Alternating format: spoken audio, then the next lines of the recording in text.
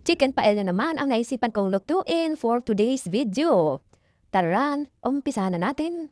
Ayan po ang aking kaldero, pinainit ko na po. Nagyan po natin ang butter. Tunawin lang po natin. Saka natin ilagay ang ating sibuyas. Ayan. Mikos-mikos hanggang sa lumabas ang aroma. Sunod na rin natin ang ating garlic.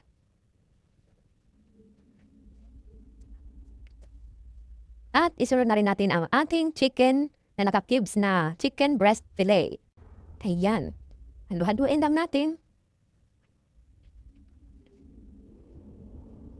Saka natin isunod ang ating chorizo.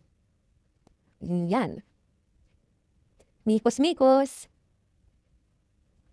Para hindi masunog ang ilalim. Lagyan natin ng dry basil and dried oregano. Add na rin natin ang turmeric at ang ating tomato sauce. Lagyan po natin ng konting sugar. Halu-haluin lang natin. Ayan.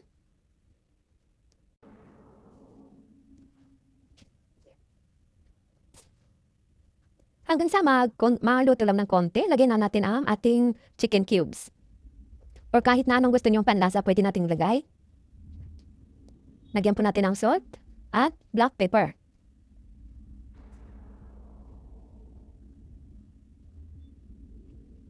Tunawin lang natin ang salt. At ilagay na rin natin ang ating green and red bell pepper.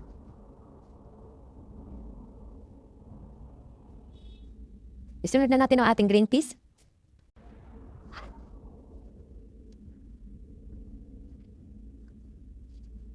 Then, ang ating hinugasan na rice. Ay, ang rice po ay 5 takal. Pag 5 takal, mga 6 na water naman ang ilagay natin.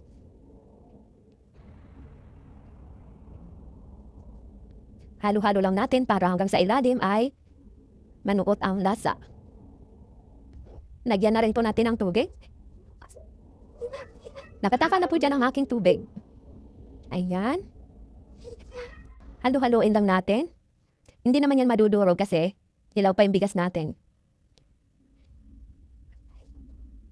Takpan lang natin hanggang sa kumulo at maging half cook na. Ayan. Handuin na natin ang konti hanggang yung tubig ay mapasa ilalim para hindi masunog. Ayan.